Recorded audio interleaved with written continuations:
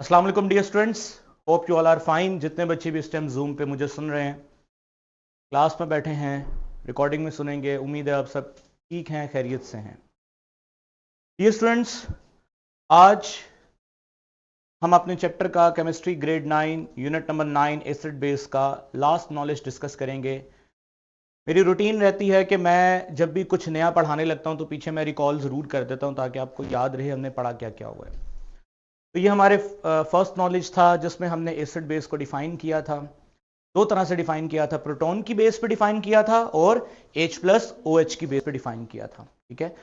उसके बाद हमारा जो सेकंड एसएलओ था उसमें स्ट्रॉन्ग एसिड क्या होता है, वीक एसिड क्या होता है, स्ट्रॉन्ग बेस क्या होती है, वीक बेस क्या होती है, हमने उनके बारे में बात की थी।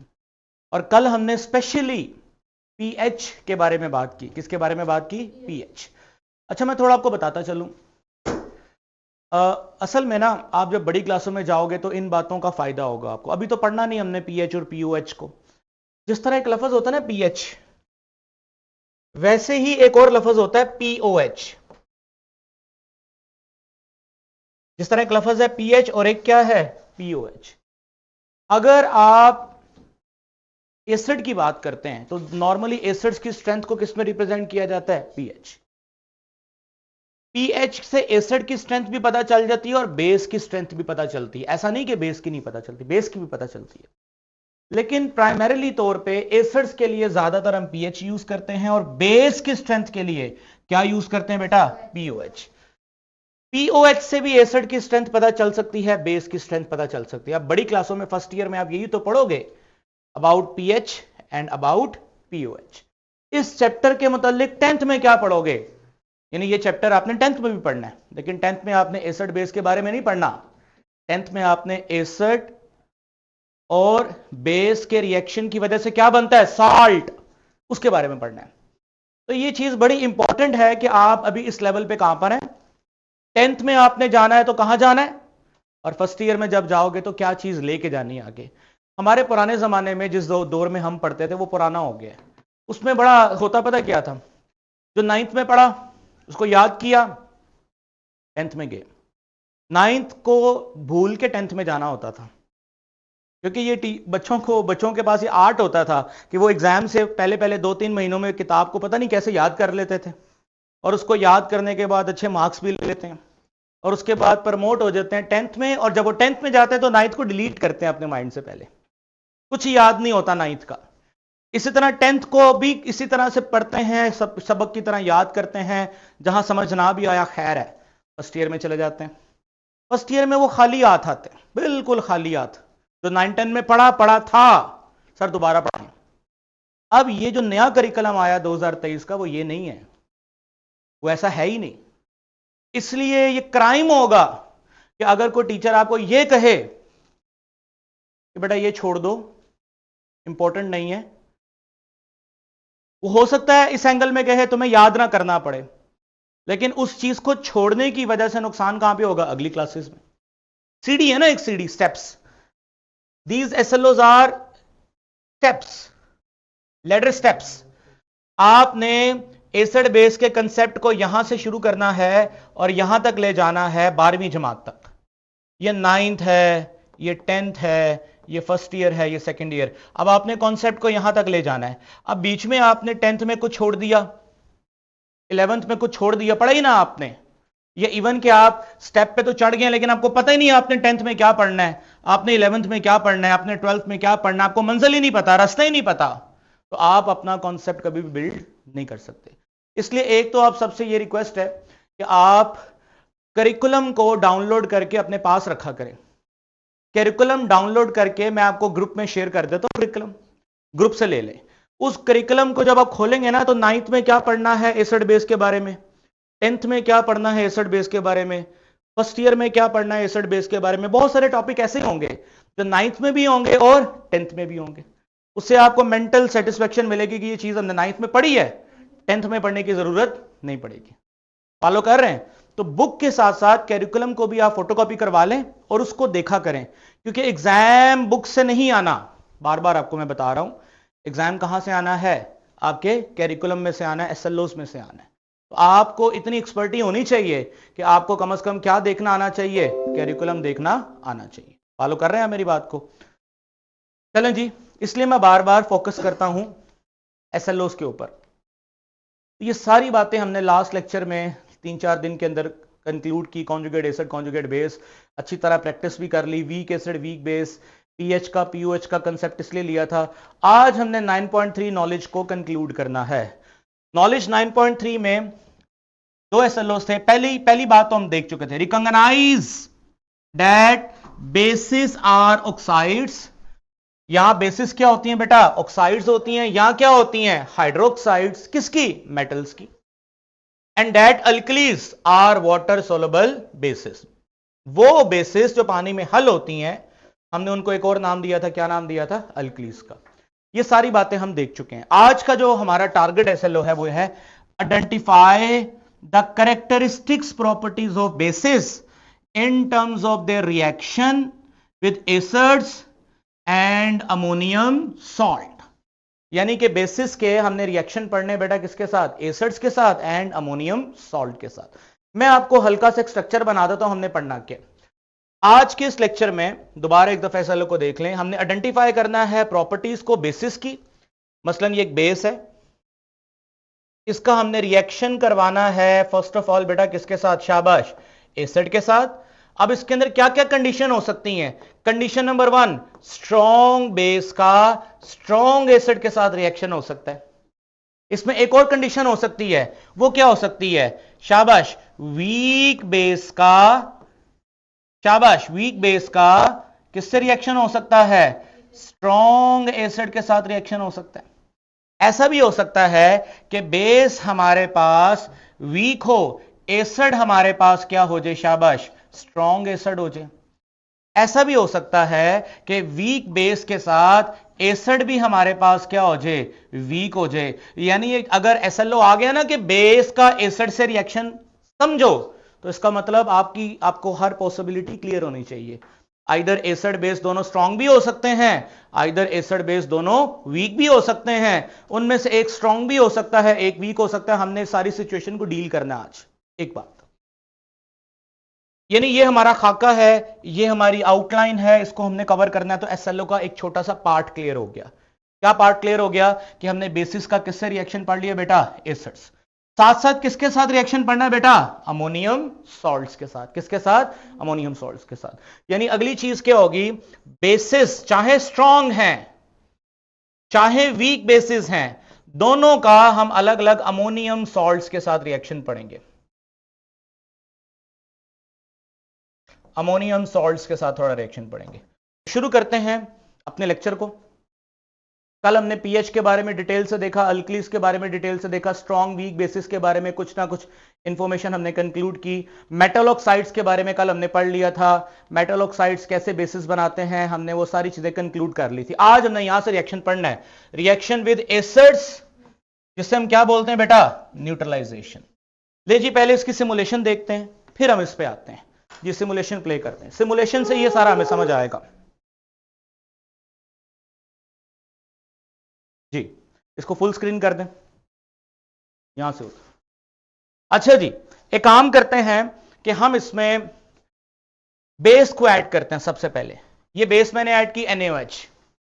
जैसे मैंने बेस को ऐड किया तो आप नोटिस करें NaOH, चूंकि ये पानी है बर्तन के अंदर, जैसी बेस पानी के अंदर आएगी तो आप देखें Na+ अलग हो गया, OH क्या हो गया? अलग हो गया। ये निशानी है कि ये स्ट्रॉन्ग बेस है। ये किस चीज की निशानी है बेटा? Strong base. अच्छा, मैं 3, 4, 5, 6, 7, 8, 9, 10 मॉलिक्यूल इसमें बेस के डाल दिए मैंने, और आप देखें सारे के सारे अलग हो गए हैं। ये निशानी है किसकी? स्ट्रॉन्ग बेस की। किसकी निशानी है? स्ट्रॉन्ग बेस की। अच्छा बेटा, अब मुझे बताओ इस सोल्यूशन की बेसिक नेचर किसकी वजह से है? OH की वजह से। किसकी वजह से है? OH की वजह। अब मैं क्या करने वाला हूं, इसी बर्तन में एसिड को भी डालने वाला हूं। किसको डालने वाला हूं? एसिड। याद रखिएगा, स्ट्रॉन्ग एसिड को डालूंगा। किसको डालूंगा? Strong acid. तो HCl एक स्ट्रॉन्ग एसिड है, तो मैं HCl को डाल देता हूं। कितने मॉलिक्यूल डालूं? बराबर बराबर कोशिश करते हैं। 10 अगर NaOH डाले हैं तो 10 ही HCl डालूंगा। अच्छा, मुझे एक सवाल का जवाब दो, क्या वाकई में केमिकल में जो मेरे पास असल में बर्तन पड़ा होगा लैब में, क्या मैं वाकई उसमें 10 NaOH डालूंगा? ये तो सिमुलेशन में 10 है ना, हकीकत में तो मैं 1 मोल, कितने मोल? 1 मोल। 1 मोल का मतलब जानते हो? 6.02 मल्टीप्लाई 10 की पावर 23। ये आसिफ जावेद, आपने कुछ मैसेज किया, नो, किस चीज का मसला आ रहा है बेटा आपको? चले कोई मसला नहीं है, ठीक है। इधर 1 मोल का मतलब, 1 मोल का मतलब क्या हुआ? ये तो मैं अब इतने, मैं 6.02 मल्टीप्लाई 10 की पावर 20। सर आपने कहा था ये 10 है लेकिन ये 9 है। अच्छा 9 है, चलें एक और डाल देते हैं, ये 10 हो गए हैं पूरे। ठीक है, बताने का मतलब है ये 10 दिखाने के लिए है, हकीकत में बर्तन में 10 नहीं होंगे। बर्तन में कितने होंगे? 1 मोल, 2 मोल, 3 मोल, और हर एक मोल का मतलब क्या होता है? 6.02 मल्टीप्लाई 10 की पावर 23। इतने ज्यादा NaOH तो मैं यहां दिखा नहीं सकता, इसलिए मैंने 10 डाल दिए दिखाने के लिए। लेकिन आप समझो ये 10 नहीं है, कितने हैं? 1 मोल है। अच्छा, अब इसी तरह मैं जितने NaOH डाले हैं उतने ही HCl डालता हूं। 1 2 3 4 5 6। वो कह रहा है कि you can't add any more, इसका मतलब हमें इसको दोबारा से रन करना पड़ेगा। 1 2 3, 3 ही काफी है NaOH, समझाना ही है ना बस। और 3 HCl डाल देता हूं। ये देखो 1 2 3, शाबाश। देखो क्या होने वाला है, शाबाश, H और OH की टक्कर हुई और क्या बना? H और OH मिलकर क्या बन गए? वाटर। अब मुझे बताओ, सिमुलेशन को जरा फुल स्क्रीन करके दिखाएं, क्या इस बर्तन के अंदर आपको H+ नजर आ रहा है? क्या इस बर्तन के अंदर OH नजर आ रहा है? इसका मतलब है ना एसिड रहा ना बेस रही। एसिड तो था H+ की वजह से, बेस तो थी OH की वजह से। एसिड का असर भी खत्म हो गया, बेस का असर भी खत्म हो गया। ऐसे रिएक्शन जिसमें एसिड और बेस के असर खत्म हो जाएं, हम उन्हें बोलते हैं न्यूट्रलाइजेशन रिएक्शन। क्या बोलते हैं? Neutralisation reaction. अच्छा स्टूडेंट्स, अभी वापस चलते हैं हम अपनी स्लाइड की तरफ। जी स्लाइड खोल लेना। अच्छा जी, ये देखें जरा गौर कीजिएगा, मैंने जो मिसाल दी है वो मैंने ये लिखी है नेक्स्ट पेज पे। शाबाश बेटा, यहां पर HCl यहां पर लिखा हुआ 1 क्या रिप्रेजेंट कर रहा है? बोलिए शाबाश, क्या रिप्रेजेंट कर रहा है? 1 मोल। शाबाश, यहां 1 लिखा हुआ NaOH के साथ क्या रिप्रेजेंट कर रहा है? 1 मोल। शाबाश, इधर से कौन आएगा? H+, इधर से कौन आएगा? OH, मिलकर क्या बनेगा? H2O, यानी वाटर बनेगा। अच्छा, मैंने NaCl को इक्वेशन में इस तरीके से लिखा है जो कि मैं गलत समझता हूं। क्यों गलत समझता हूं बताइए? हालांकि बुक्स में ऐसा लिखा हुआ मिलेगा आपको NaCl, कोई इशू भी नहीं होगा, पेपर में लिखोगे ठीक होगा। लेकिन इसको ऐसे लिखने की बजाय ज्यादा बेहतर नहीं था ऐसे लिख देते Na+ प्लस Cl-। क्यों ऐसे क्यों लिखना है? क्योंकि आपने नोटिस नहीं किया सिमुलेशन के अंदर कि ये आयंस, सिमुलेशन जरा प्ले करें, ये देखें Na+ भी इसमें आजाद घूम रहा है, Cl- भी आजाद घूम रहा है। इसका मतलब एक ही रिएक्शन हुआ है इसके अंदर, और वो किस किस के दरमियान में हुआ है? H+ और OH के दरमियान में हुआ है। Na+ तो पहले भी आजाद था, Cl- तो पहले भी आजाद था, अभी भी आजाद है, फ्री आइंस हैं। तो हम उसको ना भी लिखें इक्वेशन में, और अगर लिखना भी है इक्वेशन में तो आप उनको इस तरह लिखने की बजाय इस बेटर के आप उसको ऐसे लिखें। फॉलो कर लिया आपने? चलो शाबाश, नेक्स्ट कोशिश करें। आपने मुझे अब सिखाना है, जल्दी जल्दी बताइए बेटा क्या होगा इधर से। शाबाश, क्या आएगा? Mg+2, ठीक है। और शाबाश बताइए क्या आएगा? जल्दी जल्दी बोलिए। OH minus, OH minus. दो क्यों लिखे? क्योंकि इसके अंदर कितने OH माइनस हैं? 2 OH माइनस हैं। कितने OH माइनस हैं? 2 OH माइनस है। शायद इसका भी सिमुलेटर हो, मैं आपको दिखाता हूं। चले, मेरे पास MgOH तो नहीं है, MgOH2 तो नहीं है, लेकिन उसका भाई यानी उस जैसा मेरे पास एक और केमिकल है जिसका नाम है कैल्शियम हाइड्रोक्साइड। क्या नाम है उसका बेटा? Calcium hydroxide. तो मैं एक काम करता हूं, उसमें कैल्शियम हाइड्रोक्साइड डाल देता हूं। एक, देखो एक में से कितने OH निकल रहे हैं? 2। 1 2 3 4। शाबाश, कितने कैल्शियम हाइड्रोक्साइड डाले? 4। इसको फुल स्क्रीन कर दें।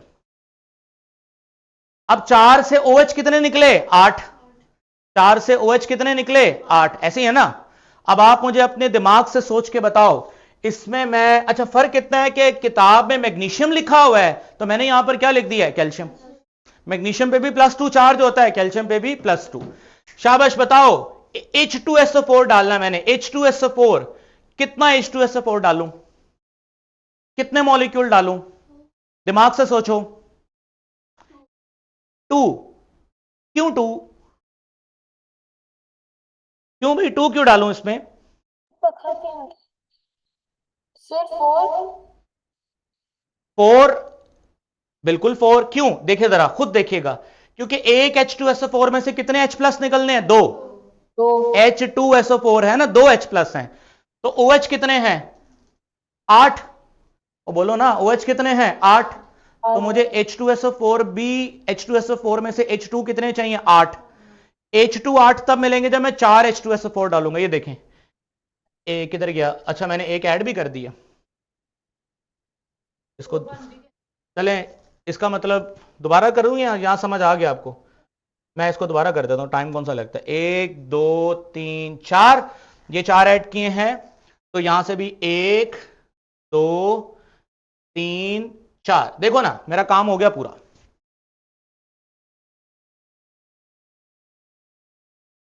जैसे जैसे इनकी कुलयन होगी, जैसे जैसे H और OH की कुलयन होगी, तो क्या बनता जाएगा बेटा, वाटर। अच्छा एक बात बताओ, अगर मैं पानी को गर्म कर दूं तो रिएक्शन जल्दी नहीं हो जाएगा? क्यों? क्योंकि पानी गर्म होगा तो मूवमेंट आइंस की बढ़ जाएगी और कोलेयंस भी बढ़ जाएंगी, जिससे रिएक्शन की स्पीड में क्या होगा, इजाफा होगा। अभी भी देखो ना कितना स्लो स्लो ये मूव कर रहे हैं, ठीक है, जैसे ये टकराएंगे। ओके। अच्छा इसमें ना एक बड़ी एक अजीब सी चीज हो रही है, आपने नोटिस किया है? क्या सर ये चीज हो रही है? CaSO4 भी बन गया है वो कैल्शियम नीचे वाला। बैठ गया है। ये किस चीज की निशानी है कि नीचे बैठ गया, कि ये पानी में हल नहीं होता, पानी में हल नहीं होता। ये बात समझ आ रही है आपको? जरूरी नहीं कि हर दफा बनने वाला साल्ट पानी में क्या हो, हल हो। जैसे पिछले केस में NaCl बना था, वो तो हल हो गया था। इस केस में जो बना है सॉल्ट, वो नीचे बैठ गया है, इसका मतलब सॉल्ट पानी में डिसोल्व नहीं हो रहा, इसलिए वो कहां प्रेसिपिटेट होगा, नीचे प्रेसिपिटेट। हाँ, हीट करने से माइट भी ऐसा हो सकता है कि ये रीडिसॉल्व हो जाए, क्योंकि हीट से सोलेबिलिटी बढ़ती है। चलो शाबाश, अब मुझे आपने इस इक्वेशन को प्रैक्टिकली देखा, अब हम अब इसको लिखते हैं। जरा उसको स्लाइड्स को खोलें। बहुत अच्छी सिमुलेशन है, इससे आपके न्यूट्रलाइजेशन के कॉन्सेप्ट बड़े अच्छे क्लियर हो जाएंगे। तो लिखवाइए। अच्छा ये गलती हो गई, मैंने तो HCl यूज नहीं किया, क्या यूज कर लिया, H2SO4। कोई बात नहीं, HCl भी यूज करके देख लेते। अभी जो मैंने इक्वेशन लिखी है, शाबाश, क्या था उसमें, जल्दी बोलिए, कैल्शियम, बोलते जाएं बोलते जाएं बोलते जाएं, कैल्शियम हाइड्रोक्साइड प्लस, शाबाश, H2SO4, शाबाश, क्या बना, ये 2H और 2OH मिलकर क्या बना, 2H2O। 2 लिखना है ना आपने, 2H हैं और 2OH हैं, कितने बने, 2H2O। साथ में क्या लिखोगे, कैल्शियम, और क्या लिखोगे, सल्फेट। कैल्शियम पे भी +2 चार्ज होता है, सल्फेट पे भी +2 चार्ज, इसलिए इनका चार्ज कैंसिल हो जाता है। अच्छा मैंने इनको आयंस की फॉर्म में नहीं लिखा, बल्कि इनको जोड़ दिया आपस में। क्यों, अभी आपको पता चला। PPTs, what are PPTs, precipitates. किन्हें बोलते हैं प्रेसिपिटेट्स, जो चीजें डिसॉल्व ना हो कहां बैठे, नीचे बैठ जाए। फॉलो कर लिया आपने? चलें, अब ये वाली मैग्नीशियम हाइड्रोक्साइड की जगह, मेरे पास मैग्नीशियम हाइड्रोक्साइड है नहीं, तो डेफिनेटली इसकी जगह मैं क्या लूंगा, कैल्शियम हाइड्रोक्साइड। उधर H2SO4 की जगह पे क्या लूंगा, HCl। सर वो जरा सिमुलेशन खोल दें। अब आपने जरा मुझे बताना है, चलें जी, ऐसा करते हैं, वही ये के 1 2 3 4, शाबाश, आपने मुझे बताना है HCl डालना है। कितने HCl डालूं, ये तो मैंने 4 डाले हैं, HCl कितने डालूं, 8। कैसे पता चला, क्योंकि एक HCl में से एक H निकलता है, तो मुझे तो 8 H चाहिए, डबल H चाहिए। तो डबल H के लिए डेफिनेटली 1 2 3 4 5 6 7 8। देखो जी 8 HCl डालें, अब जरा गौर करो क्या होता है, वो 8 OH के साथ मिलेंगे और मिलने के बाद देखो ये थोड़ा, ये देखिए, अच्छा सब कुछ न्यूट्रलाइज हो गया। इसका जो साल्ट है ना, आप देखो वो पानी में डिसोल्व है, पानी में डिसोल्व है, नीचे प्रेसिपिटेट की शक्ल में नहीं बैठा। चलो शाबाश, अब चलते हैं मेन सिमुलेशन उसकी तरफ। खोलें जरा पीपीटी। तो बताओ फिर बेटा, यहां 1 और 2 लिखने का मकसद समझ आ गया आपको कि जितना मैग्नीशियम हाइड्रोक्साइड होगा उससे डबल क्वांटिटी में क्या यूज होगा, HCl, क्योंकि यहां से 2 OH निकलते हैं और वहां से 1, यानी अगर यहां पे 1 करोड़ mgOH होंगे तो HCl कितने होंगे, 2 करोड़, तभी तो वो बैलेंस आएगा ना इनके दरमियान में। और आपको पता है कि यहां पर MgCl2 को इट्स बेटर के कैसे लिखा जाए, Mg+2 अलग लिखा जाए और 2Cl- अलग, लेकिन पेपर में अगर आप ऐसे भी लिख दोगे तो वो गलत नहीं करेंगे, क्योंकि ये बात इस लेवल की है ही नहीं, ये दरअसल बड़े लेवल पे समझ आती है, लेकिन आपको तो समझ आ रही है, तो आपकी मर्जी, ऐसे लिखें ऐसे लिखें। आई होप कि आपको न्यूट्रलाइजेशन वाला कॉन्सेप्ट अच्छे तरीके से समझ आ गया है। अभी तक जो मैंने मिसालें करवाई हैं उसके अंदर खास बात क्या थी, एसिड भी स्ट्रांग था, बेस भी स्ट्रांग थी। अब मैं आपको मिसाल करवाने वाला हूं जिसमें एसिड और बेस दोनों स्ट्रांग की बजाय क्या होंगी, वीक होंगी। एसिड और बेस स्ट्रांग होने की बजाय वीक होंगी। उसमें क्या होगा, सिमुलेशन से देखते हैं। चलें जी, एक काम करते हैं, यहां से वीक बेस लेते हैं और वीक बेस है H2S, सॉरी यहां पर BaOH। BaOH एक वीक बेस है, बल्कि इतनी सर क्या आप जी, रिपीट करवा देंगे एक बार? क्या क्या चीज रिपीट कर दूं बेटा, बोलें क्या चीज रिपीट करनी है, हेलो, क्या चीज रिपीट करनी है बेटा, क्या बोला इन्होंने, मुझे आपकी आवाज नहीं आ रही। चलें जी, इसमें सर ये तो अभी आपने पढ़ाई ये रिपीट कर दें। इतना ज्यादा मैंने पढ़ा दिया, मैं कहां से रिपीट करूं, सर पिछली स्लाइड। इस तरह बोले ना, पिछली स्लाइड पे जाएं जरा। मैंने ये पढ़ाया कि MgOH के साथ HCl, यहां पे 1 लिखा है, यहां पे 2 लिखा है, इसका मतलब समझ आ गया कि जितना MgOH लेंगे या जितना कैल्शियम हाइड्रोक्साइड लेंगे उससे डबल HCl लेंगे, क्योंकि हर HCl में से एक H निकलता है। और यहां पे जो मैंने बेस इस्तेमाल की है, मैग्नीशियम हाइड्रोक्साइड, कैल्शियम हाइड्रोक्साइड, उसके एक मॉलिक्यूल में से कितने OH निकलते हैं, 2। यानी कि आपने सिमुलेशन में भी देखा, अगर मैं ये 4 इस्तेमाल करता था MgOH या कैल्शियम हाइड्रोक्साइड, तो HCl 8 इस्तेमाल किए थे। इससे पता चला कि जो भी मैग्नीशियम हाइड्रोक्साइड की या कैल्शियम हाइड्रोक्साइड की क्वांटिटी होगी उससे डबल क्वांटिटी में मैं क्या लूंगा, HCl लूंगा। अच्छा जी, अब चलते हैं नेक्स्ट सिमुलेशन की तरफ। उसमें जो चीज समझाना चाहता हूं जरा गौर से देखिएगा। अच्छा, इस सिमुलेशन में एक छोटा सा प्रॉब्लम है जो कि मैं आपके साथ शेयर करना चाहता हूं, वो इसलिए हम ये कंसेप्ट इस सिमुलेशन से नहीं सीख सकते। इस सिमुलेशन में प्रॉब्लम यह है कि इसमें कुछ भी डालो तो वो सारे का सारा क्या हो रहा है, आयोनाइज हो रहा है, देखो ना, बल्कि नहीं, हाँ देखो आयोनाइज हो गया, देखो सब H+ अलग हो गए, सब CO3 क्या हो गए, अलग हो गए। ऐसा होना किसकी निशानी होती है, स्ट्रॉन्ग एसिड की। हालांकि H2CO3 कोई स्ट्रॉन्ग एसिड नहीं है। इस सिमुलेशन का प्रॉब्लम क्या है कि इसमें जो भी डालूंगा वो ये दिखाएगा कि ये सारे का सारा क्या होता है, आयोनाइज। हालांकि स्ट्रॉन्ग और वीक में फर्क तो पता है आपको कि स्ट्रॉन्ग वाला आयोनाइज होता है, वीक वाला कम होता है। इसलिए हमें यह कंसेप्ट इस सिमुलेशन से नहीं समझ आ सकेगा, और कोई सिमुलेशन है भी नहीं तो फिर हम उसको मैनुअल ही समझेंगे। जरा वापस चलेंगे स्लाइड पे, लेकिन आसानी से हमें समझ आ जाएगा। देखिए स्टूडेंट्स, मैं आपको कहता हूं जी ये मेरे पास MOH, ये एक वीक बेस है, शाबाश। M से मुराद क्या है, जल्दी जल्दी बोलिएगा, M से मुराद कोई मेटल, M से मुराद कोई मेटल। मान लीजिए वीक बेस है, इस वीक बेस का मैं रिएक्शन करवाता हूं वीक एसिड के साथ, HA एक वीक एसिड है। सर ये HA क्या होता है, आपको मैं कई बार बता चुका हूं, एसिड के अंदर दो ही तो चीजें होती हैं। आप जितने भी एसिड लिखें, HNO3, HCl, H2SO4, आपको पता है एक नेगेटिव पार्ट होता है और शुरू में क्या लगा होता है, प्रोटॉन यानी H+ लगा होता है। नेगेटिव पार्ट को बेटा किससे रिप्रेजेंट करता हूं मैं, A- से रिप्रेजेंट करता हूं ना। तो तमाम एसिड्स को जनरली रिप्रेजेंट करना हो तो क्या लिखते हैं, HA। क्या लिखते हैं, HA। मान लीजिए ये मेरे पास एक वीक एसिड है। शाबाश बेटा, आपने मुझे जरा थोड़ी हेल्प करनी है। क्या वीक बेस सारे का सारा आयोनाइज होगा या करोड़ों में से चंद मॉलिक्यूल आयोनाइज होंगे? ऑब्वियसली करोड़ों में से, अरबों मॉलिक्यूल में से चंद मॉलिक्यूल आयोनाइज होंगे, बाकी मॉलिक्यूल आयोनाइज नहीं होंगे। अब जो चंद मॉलिक्यूल आयोनाइज होंगे डेफिनेटली M+ बनेगा और क्या बनेगा, शाबाश, OH-।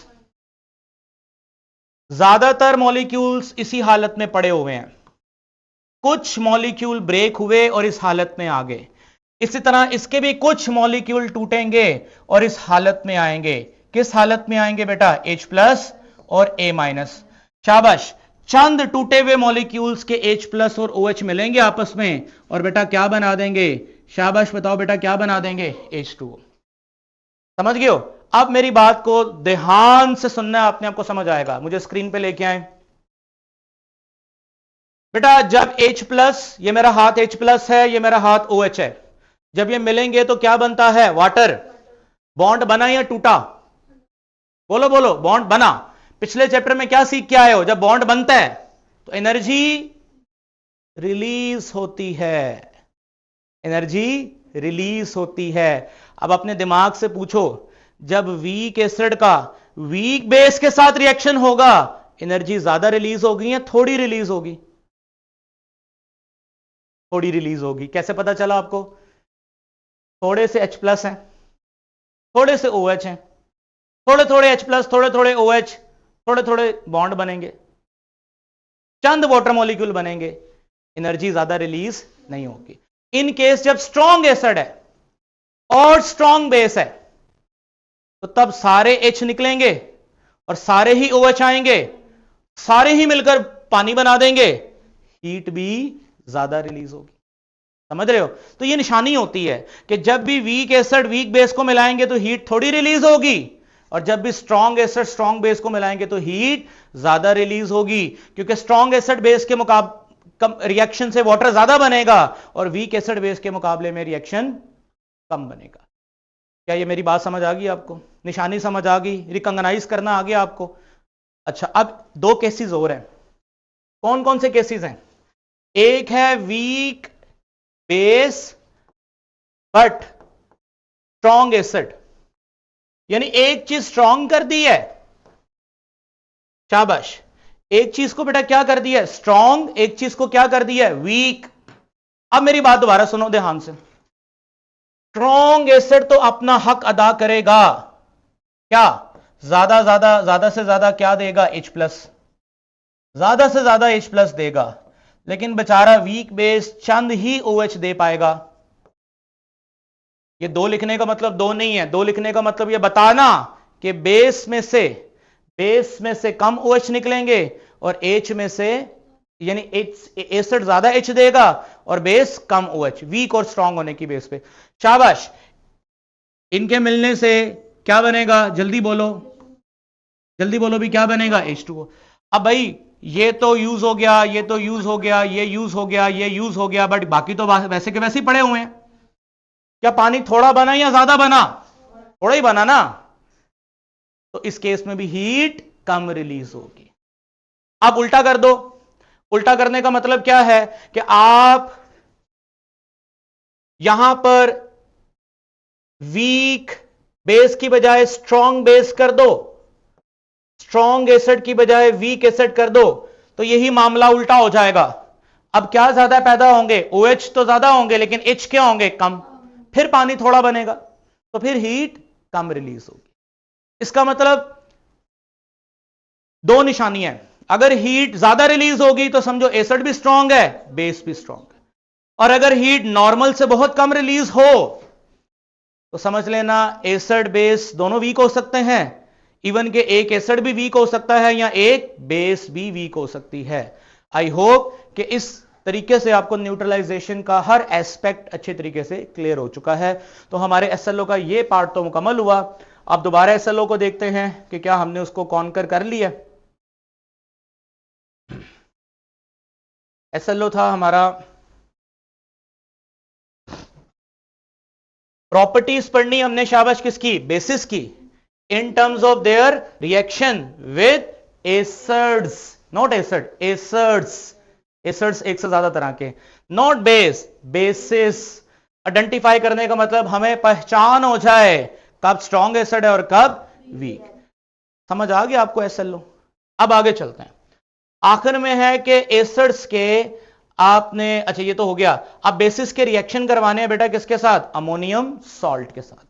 चलें जी इसको देखते हैं। ये छोटा सा एक पॉइंट है, आसानी से हमें समझ आ जाएगा, कोई इसमें मुश्किल चीज नहीं है।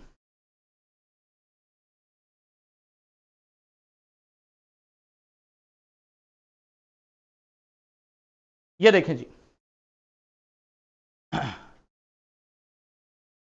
अच्छा ये एक पॉइंट है जो मैं आपके साथ कल के लेक्चर में डिस्कस करूंगा, अभी हमने इसको डिस्कस नहीं करना, अभी सिर्फ हमें आगे बढ़ना है। ये वाला reaction with ammonium salt, reaction with ammonium salt. Students ammonium salt किसे कहते हैं, ऐसे सॉल्ट जिसके अंदर कौन सा आयन पाया जाए, शाबाश NH4। NH4 को बेटा क्या बोलते हैं, अमोनियम। ठीक है, सबसे पहले तो थोड़ी हिस्ट्री पता चल जाए अमोनियम साल्ट बनते कैसे हैं।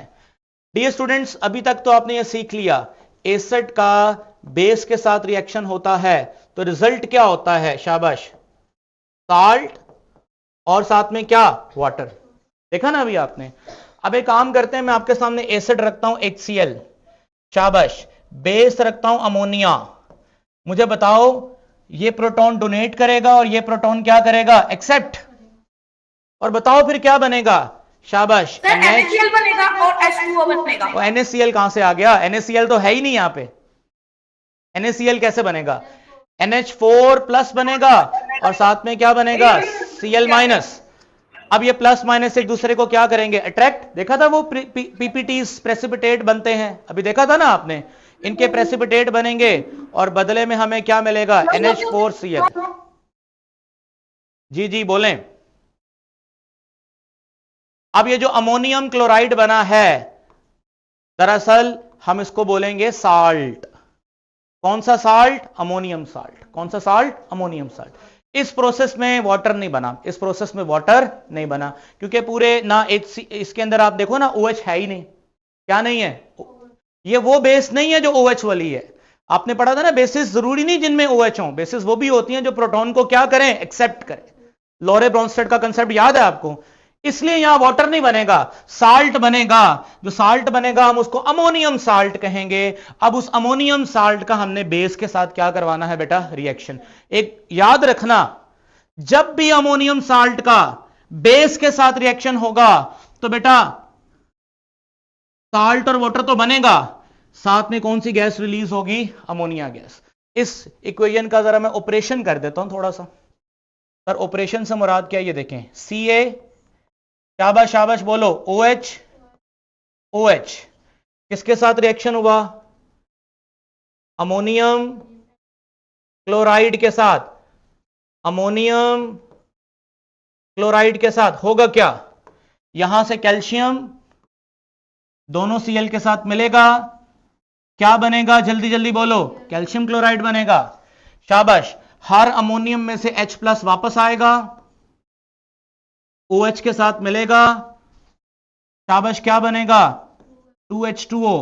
शाबाश बताओ, NH4 में से H प्लस निकल गया, पीछे क्या बचा, NH3, इधर भी क्या बचा, NH3। तो फाइनल इक्वेशन क्या बनी, शाबाश, calcium hydroxide reaction with ammonium chloride, 2 molecule of ammonium chloride, and you will get calcium chloride plus 2 water molecule and plus 2 ammonia gas molecule। Operation करने से क्या होगा कि आपको याद करने में थोड़ी सी आसानी हो जाएगी। आपने बस ये याद रखना है, जब भी बेस का अमोनियम साल्ट के साथ रिएक्शन होगा ना, तो आगे साल्ट बनेगा, वाटर बनेगा, और साथ में कौन सी गैस रिलीज होगी? अमोनिया। एक अनसीन इक्वेशन आपसे करवाता हूं, अनसीन इक्वेशन, MOH। MOH जानते हो क्या है? बेस।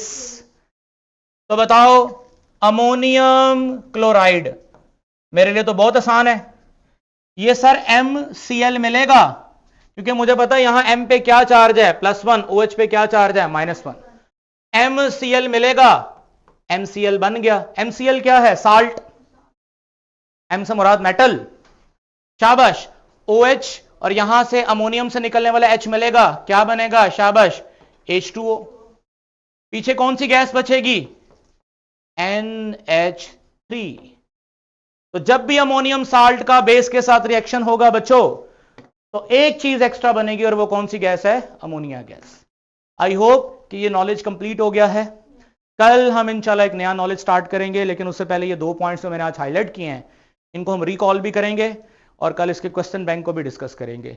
मुझे उम्मीद है कि आपके ये जो कॉम्प्लेक्स कॉन्सेप्ट हैं अच्छे तरीके से कवर हो चुके हैं, खासतौर पे एसिड बेस को लेकर। कोई सवाल है आपका, कोई क्वेश्चन है तो आप कर सकते हैं। No question? Okay ji, thank you ji.